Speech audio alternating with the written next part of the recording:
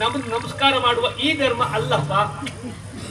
ಎಲ್ಲರಿಗೂ ಒಳ್ಳೇದು ಮಾಡಬೇಕು ಸ್ವಾಮಿ ನೀನು. ಅಯ್ಯೋ, ಆ ರೀತಿ ಬೇಡ್ಕೊಳ್ಳುವ ಧರ್ಮ ನಮ್ದು ಅಲ್ಲ. ಅಣ್ಣ ಒಂದು ಬೇಡ್ಕೊಳ್ಳಿಕ್ಕಿಲ್ವ ಸ್ವಾಮಿ ದೇವ್ರೆ?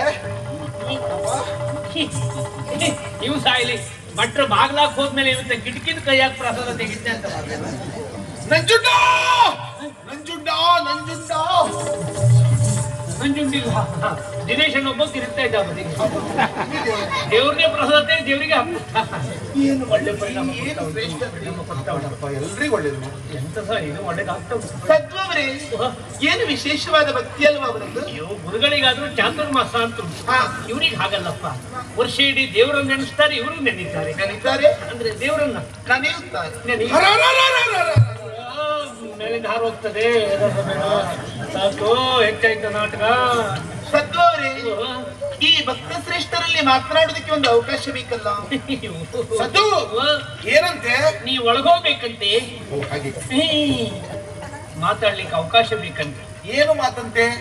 ಅದು ಇವರು ಅವಸರವಾಗಿ ಬಂದದ್ದು. ಬಂದದ್ದೇ ಮೊದಲಿದ್ದವ್ರ ಕಳಿಸಿದ್ದು. ಯಾಕೆ ಅಂತ ಗೊತ್ತಾಗ್ಲಿಲ್ಲ.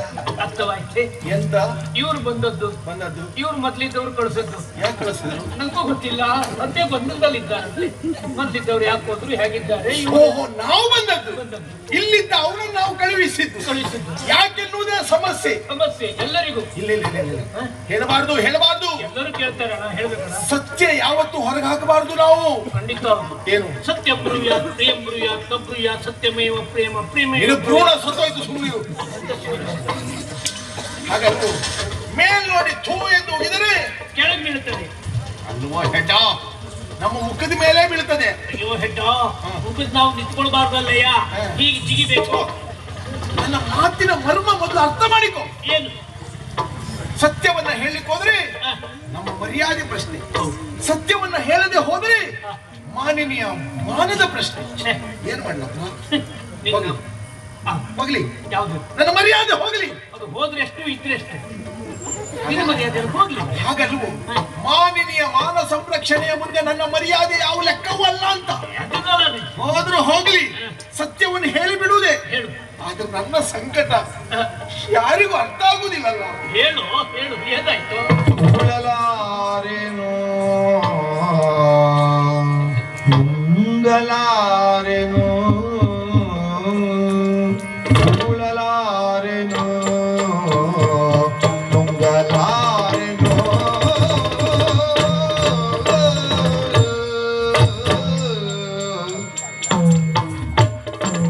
ಉಗುಳಲಾರೆನೋ ಉಗುಳಲಾರೆನೋ ನುಂಗಲಾರೆನೋ ನುಂಗಲಾರೆನೋ ಮುಗುದೆ ಸತ್ಯವಾ ಮುಗುದೆ ಸತ್ಯವಾ ಬೇಳಗುಳಿಯೇನೋ ಬೇಳಗುಳಿಯೇನೋ ಮುಗುದೆ ಸತ್ಯವಾ ಮುಗುದೆ ಸತ್ಯವಾ ಬೇಳಗುಳಿಯೇನೋ ಬೇಳಗುಳಿಯೇನೋ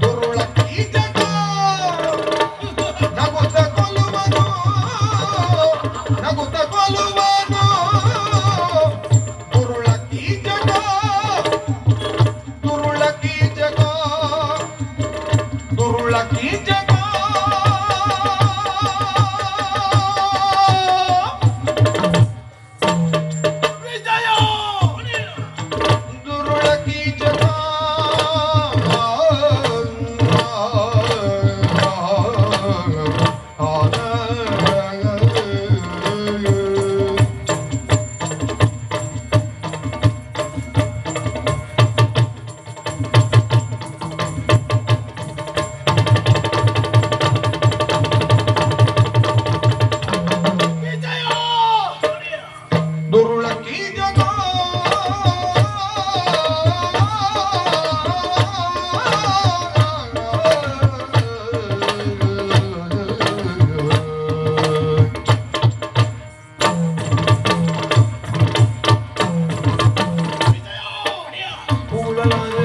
ನುಂಗಲಾರೆನು ಮುಗುದ ಸತ್ಯವ ಬೇಡ ದುಡಿಯನು ಕೂಡಲಾರೆ ನುಂಗಲಾರೆ ಮುಗುದ ಸತ್ಯವ ಬೇಡ ದುಡಿಯನು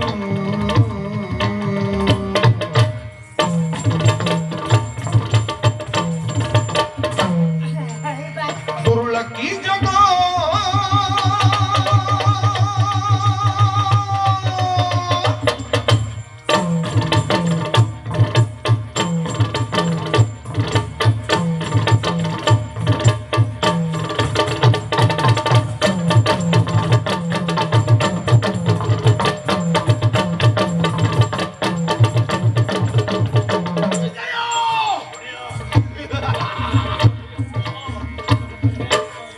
ಒಂದು ದಿನ ತೊಬಗಿಂದ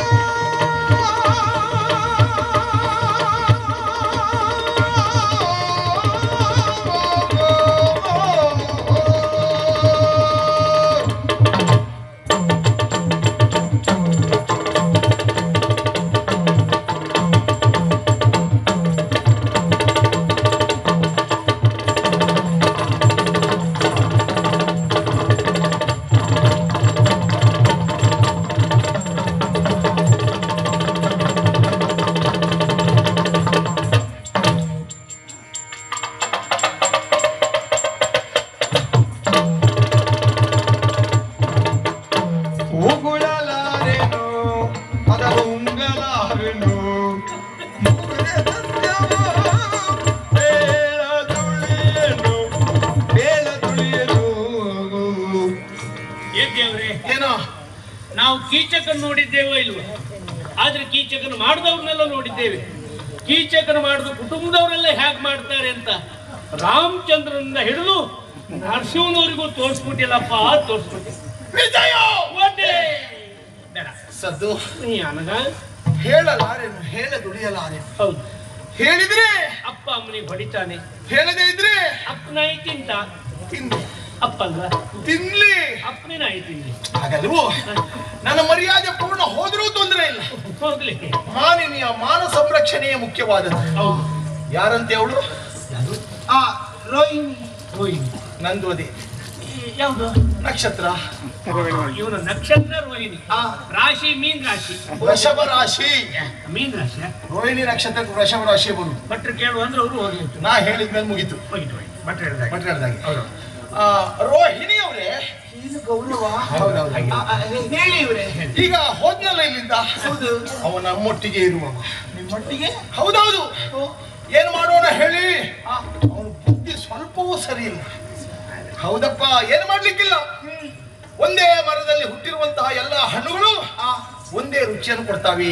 ಇಲ್ಲ, ಕೆಲವು ಸಿಹಿ ಇರ್ತದೆ, ಇನ್ನು ಕೆಲವು ಹುಳಿ ಇರ್ತದೆ, ಇನ್ನು ಕೆಲವು ಸ್ವಲ್ಪ ಒಗರು ಇರ್ತದೆ. ಅಯ್ಯೋ, ಅದು ನನ್ನ ನೋಡ್ಕೊಂಡೇ ಹೇಳ್ಬೇಕಾ? ಅದೇ ಅಲ್ಲ. ಹಾಗೆ ಒಂದೇ ಗುರುಮಠ, ಒಬ್ಬರೇ ಗುರುಗಳು, ನಾವೆಲ್ಲ ಶಿಷ್ಯಂದಿರು. ನಮ್ಮ ಬುದ್ಧಿ ಇಷ್ಟು ಒಳ್ಳೇದಾಗಿದೆ, ಅವನ ಬುದ್ಧಿ ಸಂಪೂರ್ಣ ಹಾಳಾಗಿ ಹೋಗಿದೆ. ಅದಕ್ಕೆ ಬಲ್ಲವರು ಹೇಳಿದ್ದಲ್ರಿ, ಏನು? ಪಿಂಡೆ ಪಿಂಡೇರ್ ಮತಿರು ಭಿನ್ನೆ ಎನ್ನುವುದಾಗಿ. ವಾ?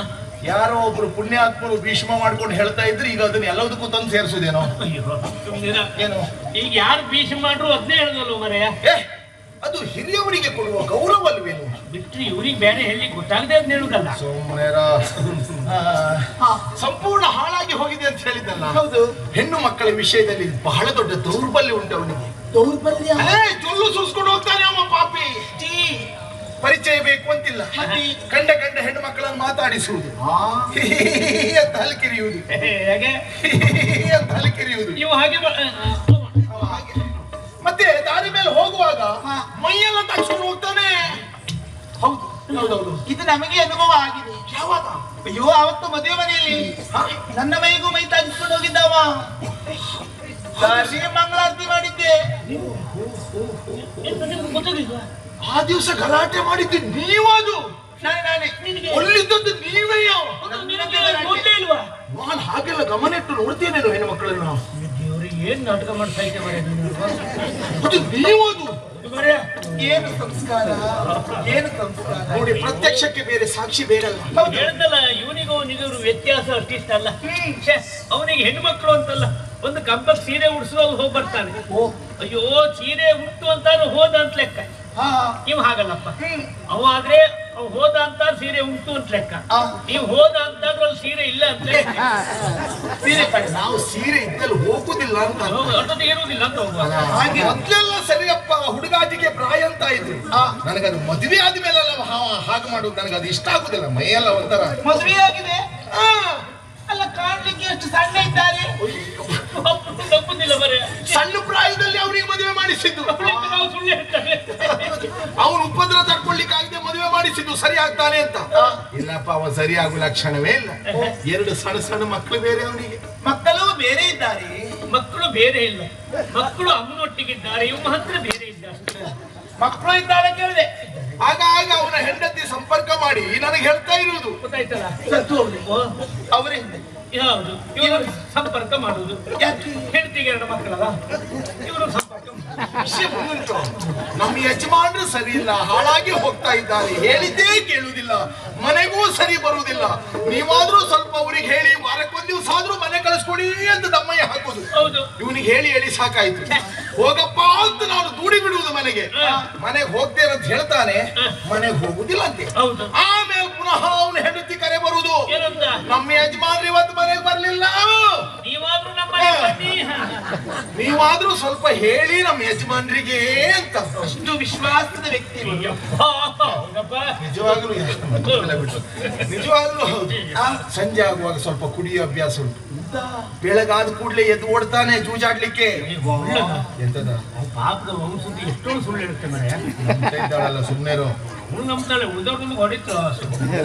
ಎಲ್ಲ ಹೆಣ್ಣು ಮಕ್ಕಳು ದೇವರಲ್ಲಿ ಕೇಳುವುದು, ಕೊಟ್ಟರೆ ಕೊಡು ತಾಯಿ, ಕುಡುಕನಲ್ಲದ ಕೆಡುಕನಲ್ಲದ ಗಂಡನನ್ನ ಕೊಡು ಎನ್ನುವ ಹಾಗೆ. ಇವನು ಹೇಳ್ತಿ ಏನ್ ಕೇಳ್ಕೊಂಡಿದ್ಲೋ ಏನೋ ಯಾರಿಗೆ ಗೊತ್ತು. ಕುಡುಕನು ಹೌದು, ಕೆಡಕನು ಹೌದು. ಪ್ರಪಂಚದಲ್ಲಿರುವ ಎಲ್ಲ ದುಷ್ಟತೆಗಳೆಲ್ಲ ಇವನು ಒಬ್ಬರ ಹತ್ರವೇ ಉಂಟು. ಐಕ್ಯವಾಗಿ ಅದಕ್ಕೆ ಹೇಳುವುದಲ್ವ, ದುಷ್ಟಂ ದೂರೇನ ವರ್ಜಯೇತ್ ಎಂತ. ಏನ್ ಸರಿ ಹೇಳ್ಬಿಟ್ಟೆ ಮರೆ. ಸರಿ ಹೇಳಿದೆ. ಮತ್ತೆ ಇವ ನನ್ನೊಟ್ಟಿಗಿರುವುದು ಯಾಕಾಗಿ? ಯಾಕೆ ದುಷ್ಟರಿಂದ ಹತ್ರ ಇರ್ಬೇಕು. ಆ ದುಷ್ಟನಿಂದ ದೂರ ಇದ್ದು ಈ ಶಿಷ್ಟ ಹತ್ರ ಇರಬೇಕು, ಶಿಷ್ಟನ ಜೊತೆಯಲ್ಲಿ ಇರಬೇಕು ಎನ್ನುವ ಉದ್ದೇಶದಿಂದ ನಾವು ಇದನ್ನೆಲ್ಲ ಹೇಳಬಾರದಾಗಿತ್ತು. ಆಯ್ತಲ್ಲ, ಇನ್ನೆಂತ ಹೇಳಿಬಿಟ್ಟೆ ಮರೆ. ಆದ್ರೆ ನಾಳೆಯಿಂದ ಸ್ವಲ್ಪ ನೀವು ಜಾಗ್ರತೆಯಿಂದ ಇರಿ, ಹಾಳಾಗುವುದು ಬೇಡ ನೀವು ಅಂತ ಹೇಳಿದೆ. ನಿಮ್ಮ ಒಳ್ಳೇದು ಕೇಳಿದಷ್ಟೇ. ಹೇಳಿದ ಒಳ್ಳೆದಾಯ್ತು. ಮತ್ತಿದ ಯಾರ ಹತ್ರ ಹೇಳಿಕ್ ಹೋಗುದು ಬೇಡ, ನಮ್ಮೊಳಗೆ ಇರ್ಲಿ. ಸರಿಯಲ್ಲ ಅಂತ ತಂದಿಲ್ಲ ಹೇಳಿದ್ರೆ ನಮ್ಗೆ ನಾನು ಸತ್ಯ ಹೇಳಿದ ವಿಷಯ ದೊಡ್ಡದಲ್ಲ. ಯಾಕೆ ದೊಡ್ಡದು ಸತ್ಯ ಇನ್ನೊಬ್ಬರಲ್ಲಿ ಹೇಳುವುದಲ್ಲ, ಮಾಡುದಿಲ್ಲ. ವಿಶ್ವಾಸ ನಿಮಗೆ ಎಲ್ಲರೂ ನಿಮ್ಮ ಮೇಲೆ ಆ ವಿಶ್ವಾಸ ಇಟ್ಟಿದ್ದಾರೆ. ಏನಾದ್ರೂ ಮಾತಿನ ಬರದಲ್ಲಿ ಬಂದು ಇವ್ರು ಹಂಗ ಒಬ್ರಿಗೊಬ್ರಿಗೆ ಹೇಳುದೇ ಇಲ್ಲ. ಮಾತಿನ ಬರದಲ್ಲಿ ಬಂದು ಹೋಗಬಹುದು, ಹಾಗೇನು ಉಳಿದುಕೊಳ್ಬಹುದು. ಹಾಗೆ ಮಾಡಬೇಡಿ, ಹೇಳ್ಬೇಡಿ ಅಂತ. ಒಂದು ನೀವು ಹೇಳಿದ್ದು ಒಳ್ಳೇದಾಯ್ತು. ಯಾಕೆ ಹಿಂದರೂ ಹಾಗೆ ಪಾಲಿಸ್ತಾರೆ. ಇನ್ನೆಲ್ಲಿಯಾದ್ರೂ ಅವ್ರು ಸಿಕ್ಕಿದ್ರೆ ಮಾತಲ್ಲ, ಅವ್ರ ಮುಖವೂ ಕಾಣುವುದಿಲ್ಲ. ಒಳ್ಳೇದು, ನಿಮ್ಮ ಭವಿಷ್ಯತ್ತಿಗೆ ಅದು ಒಳ್ಳೇದಷ್ಟೇ. ನನಗೆ ಗಣಪತಿ ದೇವಸ್ಥಾನಕ್ಕೆ ಹೋಗ್ಲಿಕ್ಕೆ ಉಂಟು, ಬರ್ತೇನೆ. ಅಣ್ಣ, ಅದು ಇವರಲ್ಲಿ ಇಲ್ಲ ಮರೆ, ಆನೆಗುಡ್ಡಿ ಹೋಗ್ಬೇಕು. ಅದೇ ಆಂಜನೇಯ ದೇವಸ್ಥಾನಕ್ಕೆ ಅದು ಸಾಲಿಗ್ರಾಮ. ಅದು ಹೋಗಿ ಬರ್ತೇನಾ? ಅಲ್ಲ, ಒಮ್ಮೆ ಇದು ನೀವು ಬರುವಾಗ ಯಾರಾದ್ರೂ ಹಾಡುವವರು ಸಿಕ್ಕಿದ್ರಾ? ಈಗ ಹಾಡುವವ್ರ ಹತ್ರವೇ ಹಾಡುವವರು ಸಿಕ್ಕಿದ್ದಾರೆ.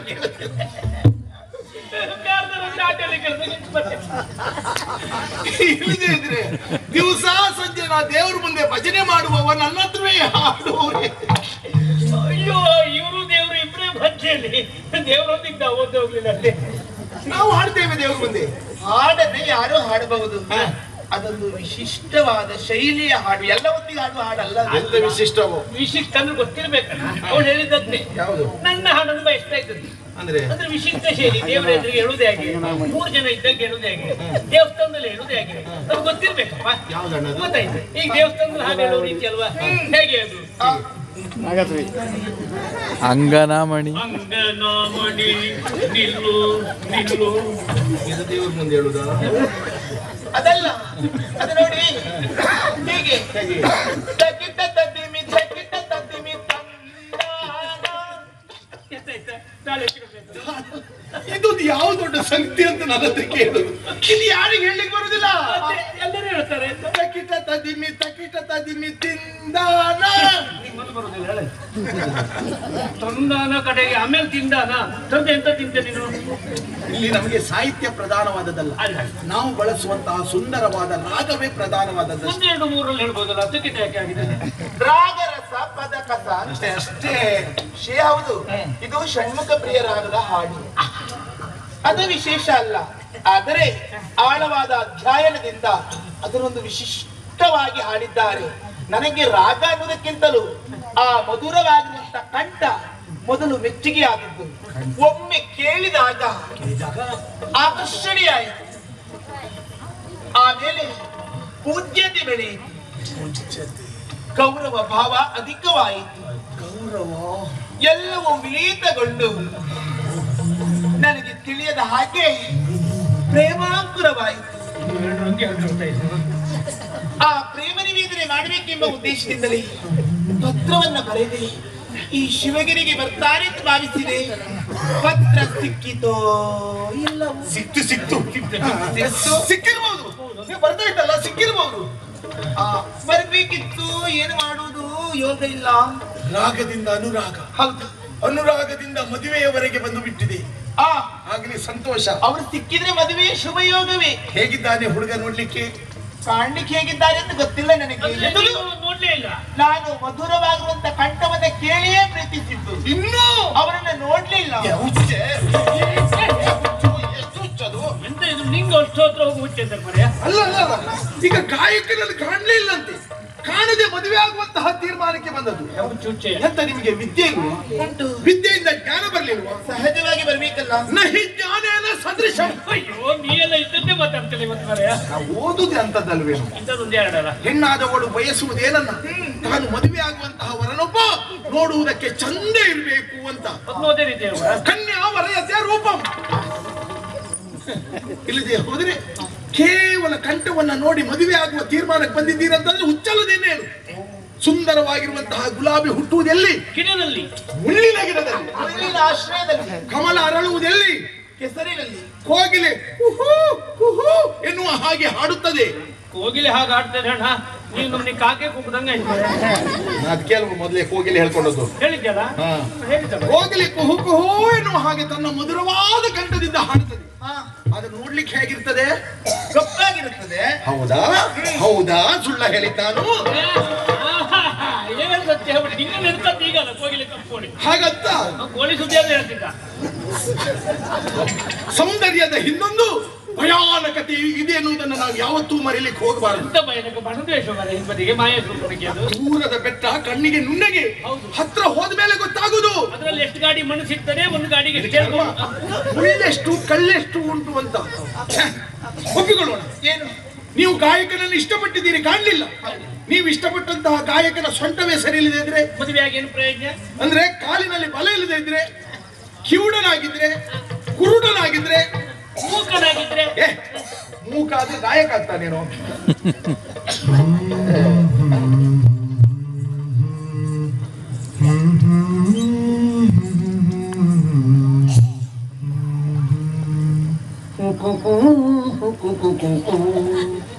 ಹೀಗೆ ಹಗಲಿಡಿ ಹೇಳಿ ರಾತ್ರಿ ಒಳ್ಳೆ ಪದ್ಯ ಹೇಳುವವರು ಇದ್ದಾರೆ, ಗೊತ್ತುಂಟ? ಅವರೇನು ಮೂಕರಲ್ಲ, ಮತ್ತೆ ಹಗಲು ಹಾಗೆ ಅಭ್ಯಾಸ ಮಾಡುವವರು. ಉಳಿದವ್ರನ್ನ ಮಂಗನ ಮಾಡುವಾಗ ಅದಕ್ಕೆ ಹೇಳಿದ್ದು, ಏನು? ಎಲ್ಲಿಯಾದ್ರೂ ಕುರೂಪಿಯೇ ಅವ ಆಗಿದ್ರೆ ಅವನನ್ನ ಮದುವೆಯಾಗಿ ಸಂಸಾರ ಮಾಡ್ತೇನೆ ನೀನು. ಅಂದನಾಗಲಿ ಅಂದನಾಗಲಿ ಹೆಣ್ಣಪ್ಪನಾಗಲಿ, ಅಂದನಾಗಲಿ ಹೆಣ್ಣನಾಗಲಿ, ಒಂದಿನಾದ ಕುರೂಪಿಯಾಗಲಿ,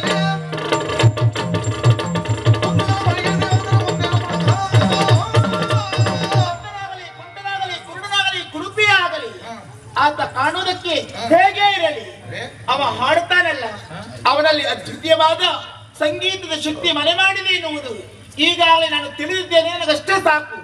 ಯಾವ ನ್ಯೂನಗಳು ಅವನಲ್ಲಿ ಇದ್ದರೂ ಅವನ ಕಲಾ ಪ್ರೌಢಮೆಯಿಂದಲೇ ಅದನ್ನೆಲ್ಲ ಮರೆತು ಅವನೊಂದಿಗೆ ಸತಿಯಾಗಿ ನಾನು ಬಾಳುತ್ತೇನೆ. ಭಗವಂತ ಕೊಟ್ಟ ಸುಂದರವಾದ ಬದುಕನ್ನ ಬರಡಾಗಿಸಿಕೊಳ್ಳಬೇಕು. ಏನಾದ್ರೇನು ಬಂಧುನೆಲ್ಲವೂ ಬರಲಿ, ವೈಭವದಿಂದಲೇ ಕಲ್ಯಾಣ ಒಪ್ಪಲು ಹೊಂದೆಗಳ ವಿಘ್ನವಾರಿ ವಾರಿಮ ಎಂದು ಸಿಡಿಯುವುದಲಿ.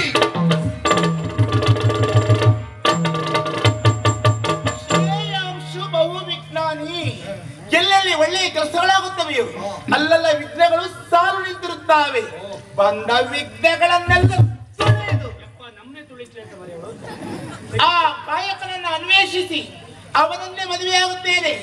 ಯಾವ ಕೆಡುಕುಗಳಿಗೂ ನಾನು ಆಸ್ಪದ ಕೊಡಲಾರೆ. ಯಾರೇನ ಗೈದರೂ ಮುಂದೇನಾದರೂ ಅವನೇ ನನ್ನ ಪತಿ ಪತಿ ಪತಿ. ಆಯ್ತಲ್ಲ ಹೇಳಿ ಹೋದ್ಲಲ್ಲ, ಅವನೇ ನನ್ನ ಪತಿ ಪತಿ ಪತಿ, ನಿನಗಿನ್ನು ಚಪಾತಿ. ನನ್ನ ಭಾವನೆಗಳನ್ನ ಚಪಾತಿ ತಟ್ಟಿದ ಹಾಗೆ ತಟ್ಟಿ ಬಿಟ್ಲಲ್ಲೋ. ಹೌದು, ನನ್ನ ಮನಸ್ಸಿನ ಮೇಲೆ ಹಲ್ಲೆ ಮಾಡಿ ಬಿಟ್ಲಲ್ಲೋ. ಛೇ, ಏನು ಹೇಗೆ ನನಗೆ ರೋಹಿಣಿ ಬೇಕು.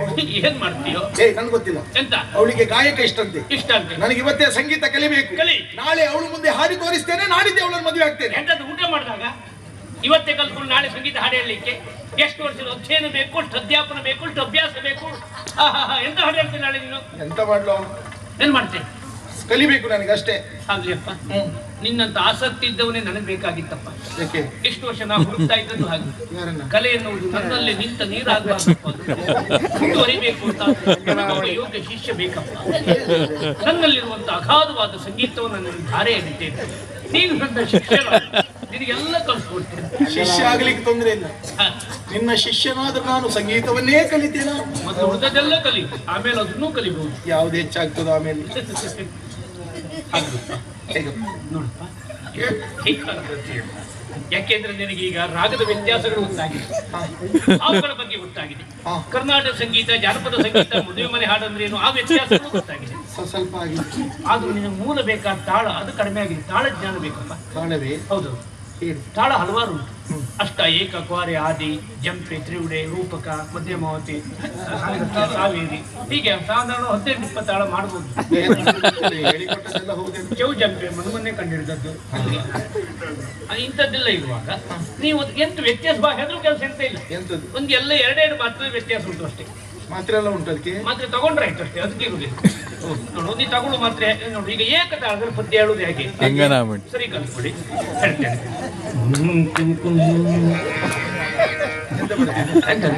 ಶ್ರುತಿ ಭಯ. ಅಂಗನಾಮಣಿ ನಿಲ್ಲು ನಿಲ್ಲು ನಿಲ್ಲೇಲೇ, ಇಲ್ಲಿಗೆ ನಿಲ್ಲಿಸಬೇಕು. ಏಕತಾಳದ 3 ಮಾತ್ರ ಮುಗಿತ. ಏಕತಾಳ. ಎರಡನೇ ಕಾಲ ಹೇಗಪ್ಪ? 2 ಮಾತ್ರ ಕಡಿಮೆ ತಗೊಂಡ್ರೆ ಆಯ್ತು. ಹೌದು, ಅದು ಹೇಗೆ ಹೇಳ್ತೀವಿ ನೋಡು. ಈ ಗಂಭೀರತೆ ಇರಲಿ. ಒಂದು ಮಾತ್ರ ಬಿಡ್ತಾ ಇದ್ದೇನೆ. ಅಂಗನಾಮಣಿ ನಿಲ್ಲು ನಿಲ್ಲು ನಿಲ್ಲು ನಿಲ್ಲೇಲೇ, ಇದು ಒಂದು ಜಂಪೆಯ 2ನೇ ಕಾಲ. ಹಾಗಂತ ತ್ರಿವುಡೆ ತಾಳ ಬೇರೆ, ಅದು ಹೇಗೆ? ಅಂಗನಾಮಣಿ ನಿಲ್ಲು ನಿಲ್ಲು ನಿಲ್ಲು,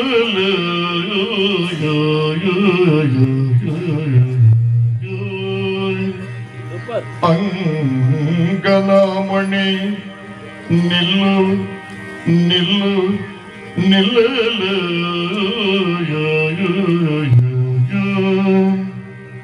ಆಹಾ, ಗುರುವನ್ನೇ ಮೀರಿಸಿದ ಶಿಷ್ಯ.